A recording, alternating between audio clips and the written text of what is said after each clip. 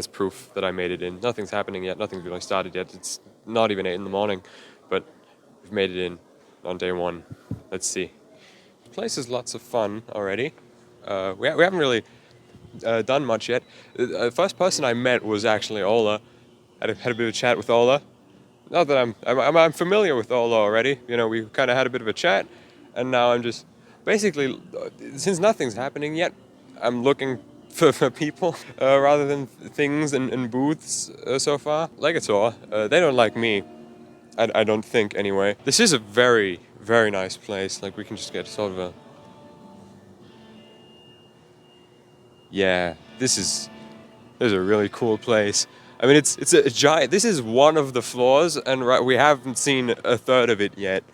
This is... I doubt we'll get through like all of it within, you know, the 3 days that we'll be here. But it is definitely... This is cool. I found the Ormsby booth. I am in heaven. I don't own an Ormsby, and so people think KDH likes them more than I do, but that is a lie. I love Ormsby to death. I can just never decide on which one to get. I really fucking want this one. Look at it, it's so beautiful. God. Right, so the floors have opened. So, like, up until 10 a.m., only endorsed artists and exhibitors are allowed in, which that's lame. Nothing happens. Now everyone's allowed in, and this is where I have to use this microphone because the phone would not pick up my voice anymore. I don't know how loud it is in here, what the microphone is picking up, but like just in the room, this is fucked. Which this is where I'll probably recognize people because now people are actually here. Rudy Ayub just, you know, messaged saying he's here now. A bunch of people are here. I guess I'll take a bunch of pictures and, you know, meet people, and also the amps and everything are set up now so you can actually try out guitars at booths, which means I will definitely be revisiting the Ormsby booth because I really, really want to try some Ormsby guitars. I'm here as an endorsed artist for Fishman, by the way. Fishman doesn't have a booth here this year. I don't know if they've had a booth here any year, actually, because this is my first time here. But, you know, I just felt like I'd point that out. It's on the badge. But yeah, all they have here this year is like a conference room for, I guess, people who want to become dealers or something. But yeah, they were nice enough to get my girlfriend and I the badges to come here. I just felt like pointing it out because it's not like I was going to go to like a booth and play something. I'm not going to be going to that many booths and playing shit because, you know, everyone does that. Everyone's NAMM videos are just look at this and then look at it, which is it's the point of the convention, I know, but it's a bit lame. To just film videos where you're like, oh, look at me chug on this and that guitar, because they all sound the same anyway when you try them out here, because they all have just a fucking quad cortex, just or like some positive grid spark that you can try those out with. So it's kind of lame just like listening to people try out guitars on the same tone settings for 15 minutes. My video is going to be a bit different.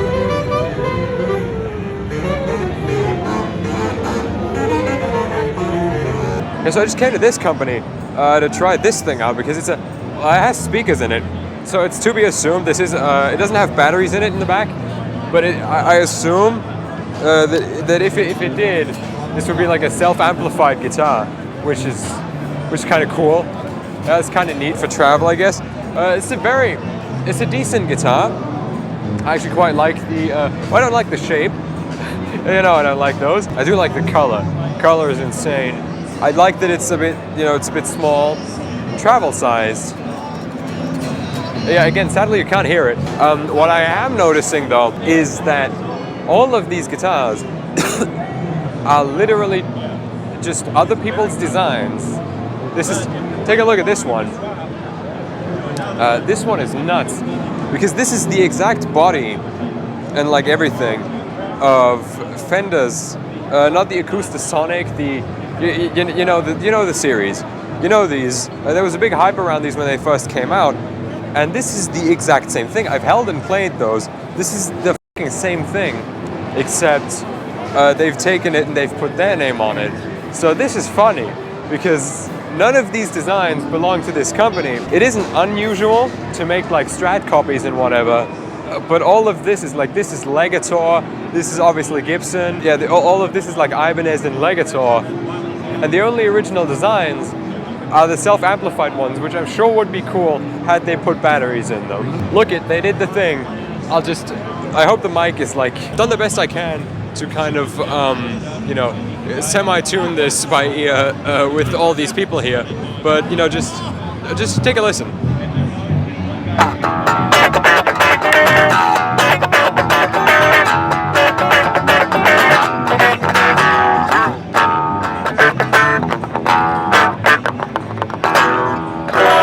But the one original thing that they have are these self-amplified guitars, and like for, obviously it's not, there's no distortion or anything. You could totally wire like a metal zone circuit into that if you wanted to.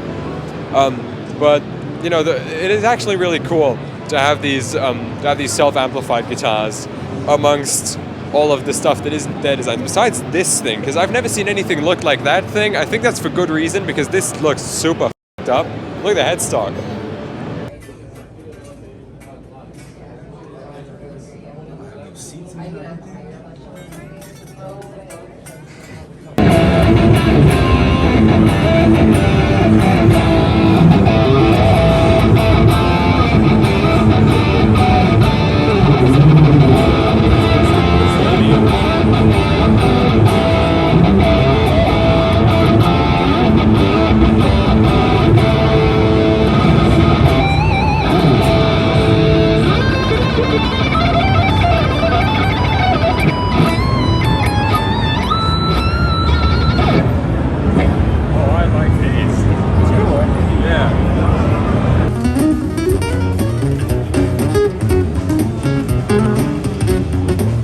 Alright, so I've tried a bit of stuff. A thing that happens here is like there are amp companies, and then they'll have you try. They'll just grab any guitar to have you try their amps with, and then there'll be guitar companies, and they'll just have like any amp because it's about the guitar. So they want you to try the guitar with just any amp. So what ends up happening is they'll have like an Ibanez at Seymour Duncan because it has Seymour Duncans in it, and then you'll have like Seymour Duncan pickups guitars at Ibanez too, like the same ones. And then you'll just try those out with a Quad Cortex. Then you go to the Quad Cortex booth, and you can try that out with Ibanez guitars with Seymour Duncans in them. So you know, that's why I'm not really focusing on that in this video. But that green guitar over there, that is fucking cool.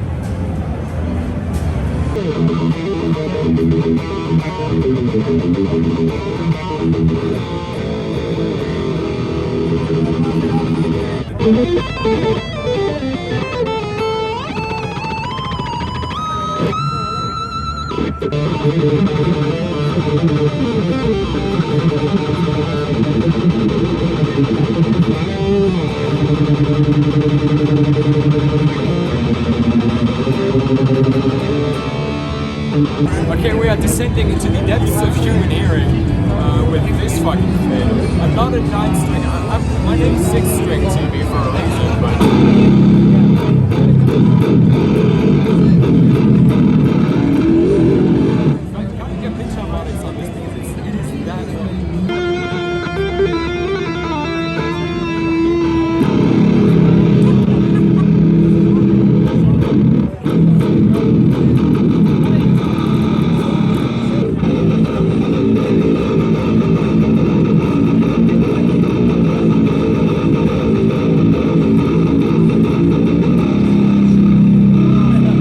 Found the Gear God.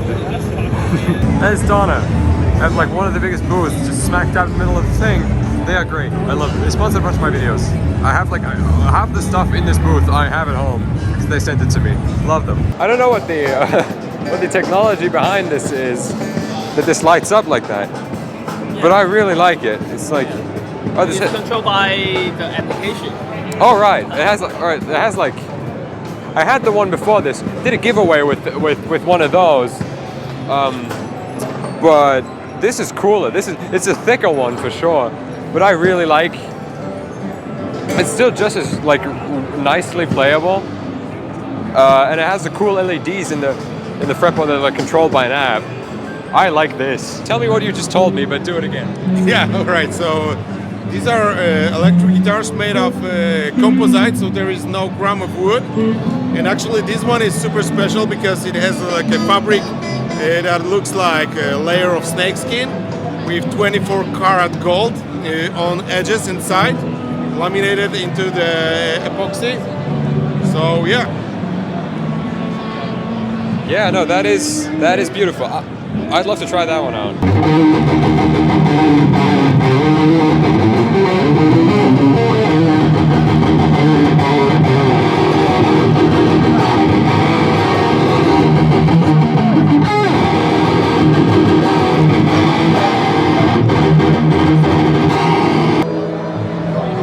Yeah, that's cool. I'm here as a signature artist for Fishman, so I'm just trying anything with Fishman's in it, basically. That's awesome. Yeah.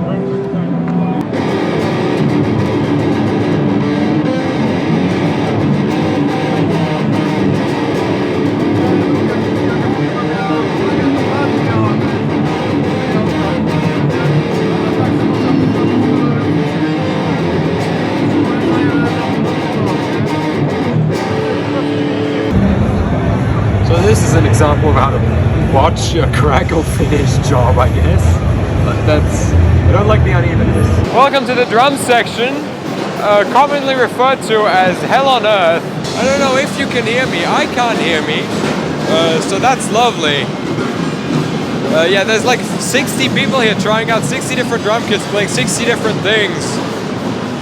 So I'm gonna make sure I get the hell out of this section before it gives me tinnitus. This is my bad hair day. Oh, good. My beloved. Just gonna pass right by that. It's only an office, like meeting booth anyway. This driving's cool though. Hi, this is me, post NAMM. Just jet lagged to hell. I just took an 8-hour nap in my Christmas sweater. I am a mess right now. And I just sat down to finish editing this video, which, you know, I'd started that on my 14-hour flight back to Germany. And, well, I had to find something quite unpleasant, which is that at some point, maybe 50-60% into me gathering footage at NAMM, my mic must have crapped out or something without me noticing it because I just had the thing running constantly. And so a good portion of the footage, and sadly actually some of the good footage from NAMM, the audio is just unsalvageable, and it sounds like this. This bums me out more than it does you because I flew out from Germany for this convention, but you're just gonna have to enjoy some of the rancid camera audio coupled with subtitles like you're a hearing impaired person, because you're gonna need subtitles for that since it's so loud in the background. That's what people usually carry around microphones for. It's just that mine seem to have broken at a very inopportune time. Let's get the cream experience going, bro. I feel creamed already. I just found this thing, and it changes colors. I just want to explain what it's on. Alright, well this is a material called E, and it's like made up of microscopic balls that are like painted white on one side, black on the other side. They have like this magnetic polarity, and we pass a current and it changes, it turns all the small balls into outside. So it lasts long. We have a battery and a Arduino circuit down there, and it's been going like this like a week or two. Alright. So it doesn't draw that much power, and yet it looks awesome. We're talking about putting like a wireless MIDI inside here so we can connect it to the lighting. And we're also working with colors as well. This one is only black and white, but we are working with colors. We can control the colors from like the front of stage or something like that. How much do you charge for one of those? So how much would you charge for one of those? We are figuring that. Alright, cool. The neck on this thing is made of aluminum. It's heavy as shit. It's painful to hold. So I call this guitar a backbreaker. It's our custom model, aluminum neck, which was made by Thunderbolt Guitars, and the body was custom made to fit this neck specifically. It's running Evertune Bridge, which is fantastic. I set this guitar up about 6 months ago and I haven't touched it since. It's heavy as shit and it plays fantastic. Sustains for days.